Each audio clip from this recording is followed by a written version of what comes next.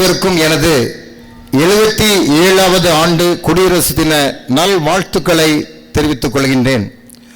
நமது குடியரசு தினத்தில் திரளாக வந்து திருச்சபை மக்களாக வந்து குடியரசு நாளை திருவிழாவாக கொண்டாடும் உங்கள் அனைவருக்கும் மனமார்ந்த நன்றியை தெரிவித்துக் கொள்கின்றேன்.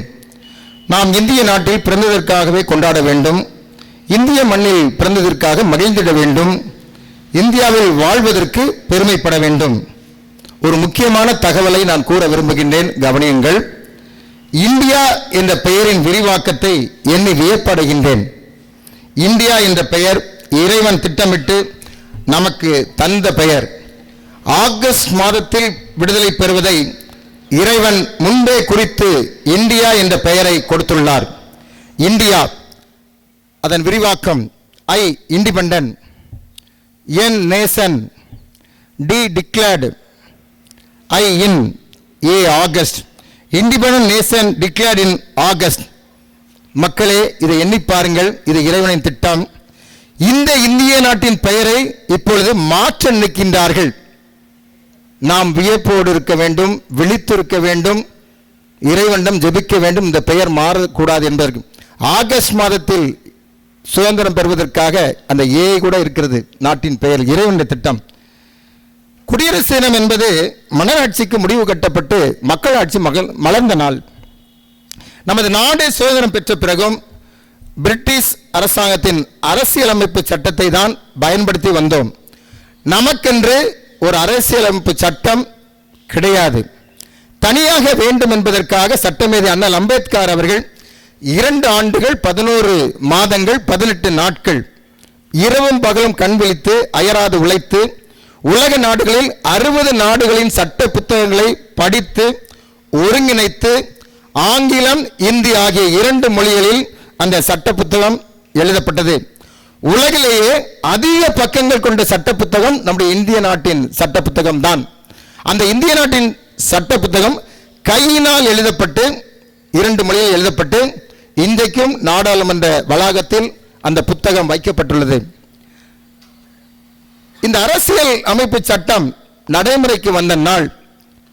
இதன் தத்துவம் என்ன? ஒரு மனிதன், ஒரு ஓட்டு, ஒரு மதிப்பு என்பதுதான் குடியரசின் அடிப்படை தத்துவம். இதில் எந்த விதமான வித்தியாசம் கிடையாது. பணக்காரன், ஏழை, தாழ்ந்தவன், உயர்ந்தவன் என்ற வித்தியாசம் இருக்கக்கூடாது என்பதற்காக ஒரு மதிப்பு அந்த தத்துவம். சுதந்திர தினத்திற்கும் தேசிய இந்த குடியரசு தினத்திற்கும் கொடியேற்றுவதில் வித்தியாசம் உண்டு. சுதந்திர தினத்தன்று அரை கம்பத்தில் கொடி கட்டப்பட்டு மேலே ஏற்றப்பட்டு அது பறக்க விடப்படுகிறது. ஆங்கிலேயன் அடிமை தளத்திலிருந்து நம்முடைய கட் அவிழ்க்கப்பட்டதை குறிப்பதாகும். ஆனால் அது பிளாக் ஹாஸ்டிங் என்பார்கள். ஆங்கிலேய அடிமைத்தனத்தை கட்டவிழ்த்த நாள். குடியரசு தினத்தன்று நாம் ஏற்கனவே சுதந்திரம் பெற்றுவிட்டதால் கொடி கம்பத்தின் மேலேயே கொடி கட்டப்பட்டு ஏற்றப்படுகிறது. இதற்கு பெயர் பிளாக் அன்ஃபர்லிங். சுதந்திரம் பெறாவிட்டால் நாம் குடியரசு நாடாக நிச்சயமாக இருக்க முடியாது. சுதந்திரம் பெற்று தந்த போராட்ட வீரர்களை, தலைவர்களை, தியாகிகளை ஆண்டுக்கு 2 முறையாவது நாம் நினைத்து ஆண்டவருக்கு நன்றி சொல்ல வேண்டும். காந்திஜி, நேருஜி, நேதாஜி, ராஜாஜி, காமராஜி, கக்கன்ஜி, சர்தார் வல்லபாய் பட்டேல், பூலித்தேவன், வீரபாண்டிய கட்டபொம்மன், வேலு நாச்சியார், மருது சகோதரர்கள், VOC, MaPoSi., Sathyamurthy, Tilak, Thiyagar Kumaran, Tiruppur Kumaran, Thillaiyadi Valliammai, Tipu Sultan, Subramania Siva, Chenbagaraman, Bharathi, doctor Ambedkar, Periyar, Rose Victoria, Benjamin, Madurai George Joseph, பேராயர் வி.எஸ். அசரியா, பகத்சிங், சுகதேவ், ராஜகுரு, தோழர் ஜீவா, இன்னும் பெயர்களை அடுக்கிக் கொண்டே போகலாம். இவர்களை நாம் நினைவு கூற வேண்டும். திருப்பூர் குமரன் தியாகம் செய்ய போது மரித்த போது வயது 24. அவனுடைய மனைவி ராமாயி 90 வயது வரை வாழ்ந்தாள். 66 ஆண்டுகள் இந்த நாட்டிற்காக தன்னுடைய வாழ்க்கையை இழந்து, குடும்பத்தை இழந்து விதவையாக வாழ்ந்தாள் ராமாயி. எப்படிப்பட்ட ஒரு தியாகம்! 2ஆம் உலகப் போர் நடக்கின்றது. நமது நாட்டிலிருந்து கொள்ளையடிக்கப்பட்டு அரிசி, கோதுமை, அனைத்து உணவுப் பொருட்களும் வெளிநாட்டுக்கு, இங்கிலாந்து நாட்டுக்கு, அந்த பிரிட்டிஷ்காரர்களுக்கு எடுத்து செல்லப்படுகிறது. இங்கே நாமோ பசியால், பட்டினியால் மிகவும் கஷ்டப்படுகின்றோம். இங்கிருந்து ஒரு நேர்மையான பிரிட்டிஷ் அதிகாரி ஒரு கடிதம் எழுதுகின்றான். அப்போதைய இங்கிலாந்து பிரதமர் வின்ஸ்டன் சர்ச்சில் அவர்களுக்கு. என்ன கடிதம் என்றால், இந்தியாவில் உணவில்லாமல் மக்கள் செத்து மடிகிறார்கள், ஏதாவது உதவி செய்யுங்கள், இந்த உணவு இவர்களுக்கும் கொடுக்க வேண்டும் என்று எழுதுகின்றான். வின்சென்ட் சர்ச்சில் எழுதிய பதில், இந்தியாவில் இந்தியர்கள் எல்லாம் செத்துவிட்டார்கள் என்கிறாயே, காந்தி ஏன் இன்னும் சாகவில்லை என்று கேட்டானாம் லெட்டர் எழுதி. இது எவ்வளவு பெரிய காரியம். அதே வின்சென்ட் சர்ச்சில் காந்தி இங்கு மறிக்கின்றார், சுட்டுக் கொல்லப்படுகின்றார். அப்பொழுது அங்கிருந்து ஒரு இறுதி அஞ்சலி இந்தியாவிற்கு எழுதுகின்றான். காந்தியின் அந்த போராட்டம் துப்பாக்கியோ கத்தியோ எடுத்திருந்தால் நாங்கள் பீரங்கியால் சுட்டுக் கொண்டிருப்போம்.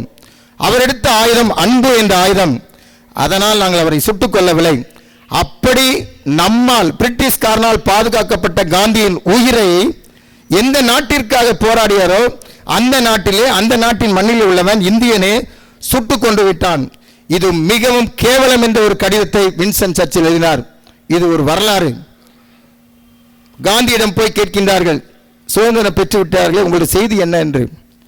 ஒரு மனிதனின் கண்களில் இருந்தும் ஒரு சொட்டு கண்ணீரும் வராத சமுதாயத்தை நான் காண விரும்புகின்றேன், அதுதான் என்னுடைய சுதந்திர செய்தி என்றார். இந்திய நாட்டிற்கென்று தனி மதிப்பு உண்டு.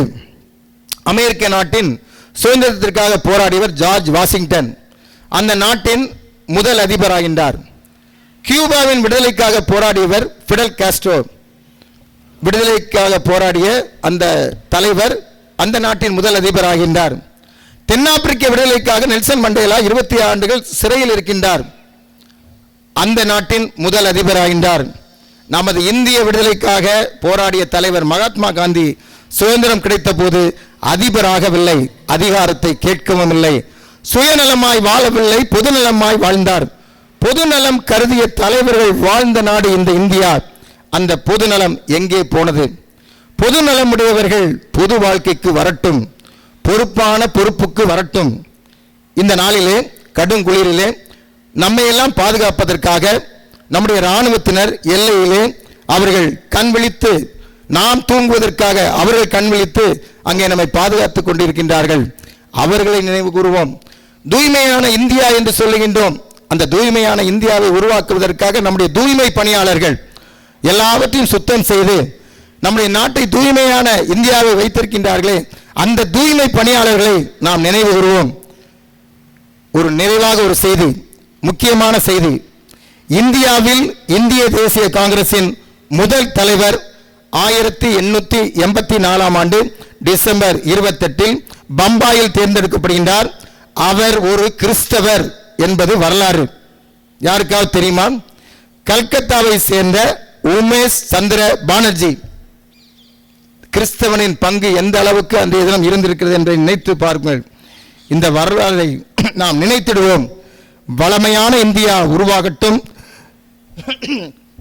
நலமாக இந்தியர்கள் வாழட்டும் என அனைவருக்கும் குடியரசு தின நல்வாழ்த்துக்களை கூறி விடைபெறுகிறேன். நன்றி, வணக்கம்.